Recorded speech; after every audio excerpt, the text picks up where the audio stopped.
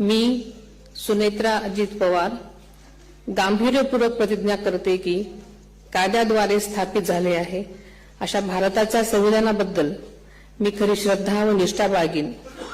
मी भारताची सार्वभौमता व एकात्मता उन्नत राखीन। मी महाराष्ट्र राज्याची उपमुख्यमंत्री म्हणून माझी कामे निष्ठापूर्वक व सद्विवेक बुद्धीने पार पाडेन आणि संविधान व कायदा यानुसार सर्व तऱ्हेच्या लोकांना मी गांभीर्यपणे व निपक्षपातीपणे तसेच कोणाच्याही विषयी ममत्वभाव किंवा आकस न बाळगता न्याय वागणूक देईन।